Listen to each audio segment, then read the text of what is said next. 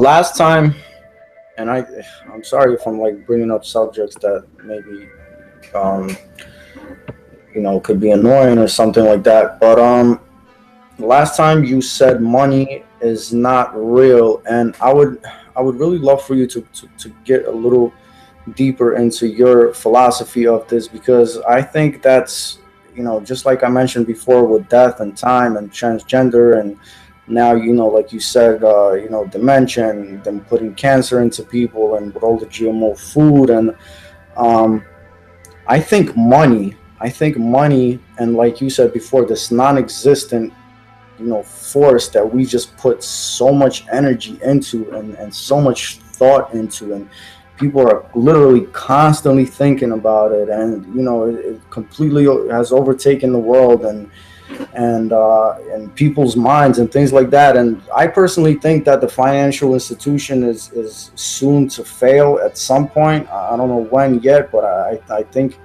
that it's headed for a dead end.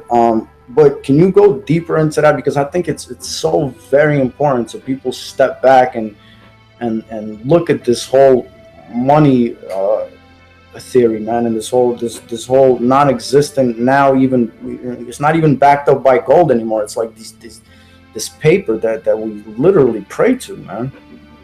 Yeah, yeah. I mean, But you said it wasn't real. Can you elaborate on that?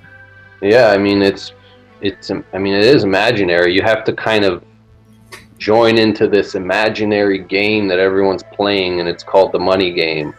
And the reality is that the creator, if you just trust him instead of trusting money, he'll give you everything you need. But in the beginning, that's how it was. There was, Adam didn't have money.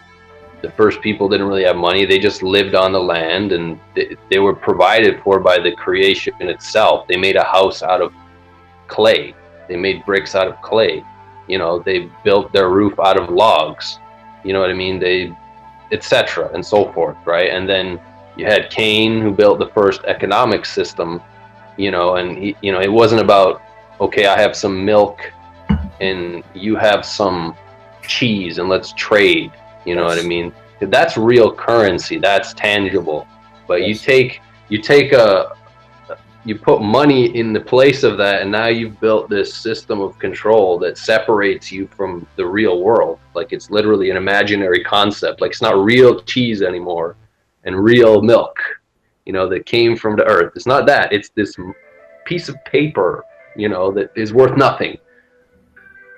But everyone thinks it's worth something. They've been convinced it's worth something. And so what happens now, you have a new control scheme, because automatically you get the poor and the rich based on the money. Mm.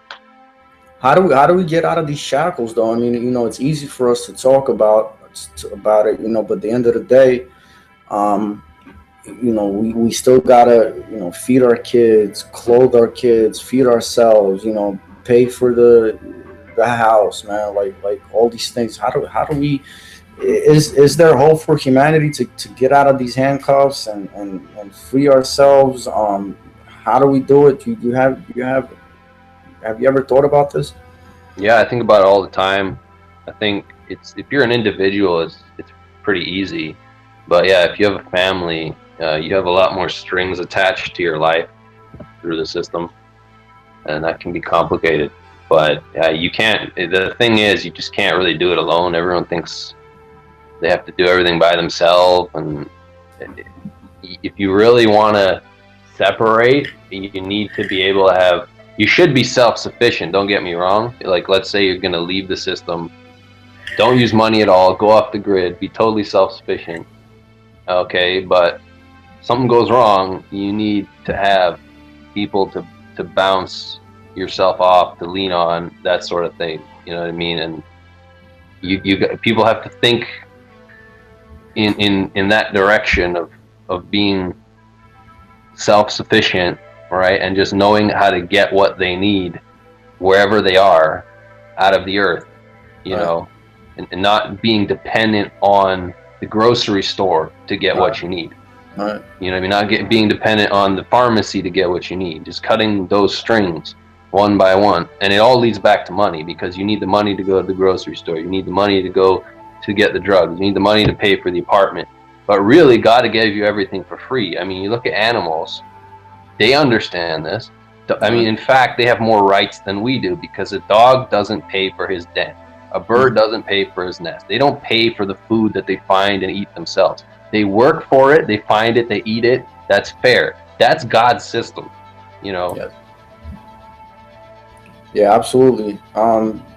Actually, I mean, I think all the indigenous peoples of the world, you know, understood and lived by all these things, especially Slavic people. I read, you know, we had a society where, you know, everyone played their part and their role. And just like you mentioned before, you know, if let's say you needed your roof fixed or whatever, you know, you go to the guy that fixes the roof. You know, let's say you have some tomatoes that you grow or whatever, and, you know, you make a fair exchange, and things kind of work like that.